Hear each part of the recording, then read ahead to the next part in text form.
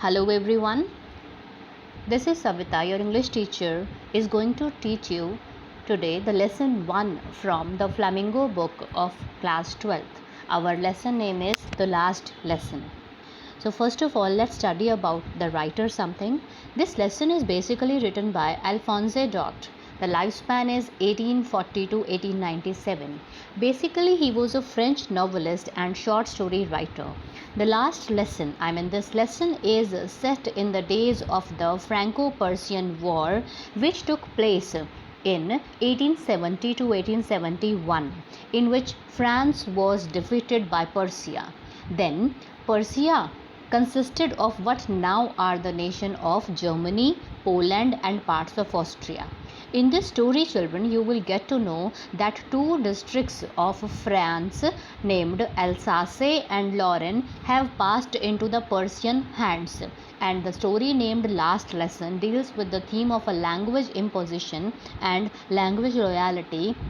The theme highlights the pain that is inflicted on the people of a territory, people of those two districts, whatever pain they had faced at that time by its conquerors, means rulers, by taking away their basic right to study or speak their own language. So this is also the theme of the story. So let's begin our lesson. The main character of our story is Little France.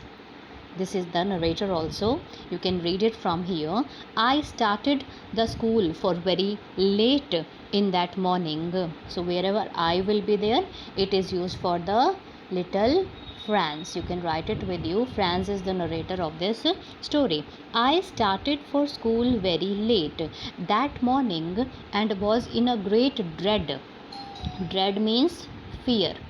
Dread of a scolding, especially because M. Hamel had said that he would question us on the rules of participle, and I did not know the first word about them. I told you who's I? I is our little friends. Next it is written over here. For a moment I thought of running away and spending the day out of doors. It was so warm, so bright. Children, up to now we had studied that two fears were there in the heart of France of being scolded by M. Hamel, their French teacher. First, he got late to the school, and second, he had accepted himself that he did not know the first word of the participle, whatever was the homework given by M. Hamel to them. For a moment I thought of running away and spending the day out of doors.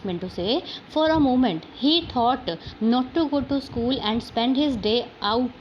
Reason, it was so warm and so bright. If you will be questioned in the paper that describe the atmosphere or why Franz thought to miss his day, you can write from here that it was so warm outside, birds were chirping at the edge of the woods. Woods here meant to say forest. Woods means forest, okay? And in the open field back of the sawmill, the Persian soldiers were drilling. Drilling means doing marching or exercising, they were at that time. So these were the things which attracted France to miss the school.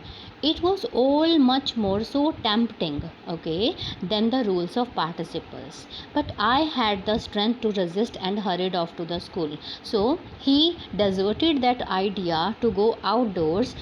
Immediately he reached to the school and entered. Okay, by collecting his strength he entered in the school. When I passed the town hall, there was a crowd in the front of the bulletin board. Here town hall meant to say in the beginning of their, at the entrance. After the entrance there was a small cabin of the reception. Okay, so there a bulletin board was hung. Here basically they used to get the newses of day to day, okay, regarding war, regarding if any child is being punished, name will be there, any other important details used to put or placed over this bulletin board. For the last 2 years, all our bad news had come from there. The lost battles, the draft, the order of the commanding officer. So I thought to myself, without stopping that, what can be the matter now? Here, you know very well, France was already getting late. Okay, so he did not bother to wait to read whatever was put on the bulletin board on that day. Then, as I hurried by as fast as I could go. So he was late, that you know very well. So he was running, or he was moving fast towards his class. The blacksmith, watcher, who was there, mean to say, few villagers were standing in the front of the bulletin board for getting the news updates. So with his apprentice reading the bulletin, means they were reading the news from the bulletin board, called after me, "Don't go so fast, bub." Bub here means boy, little boy. "You will get to your school in plenty of time." So here basically this person or this villager has used a sarcastic tone for friends, that you are having enough time to reach to the school, don't run.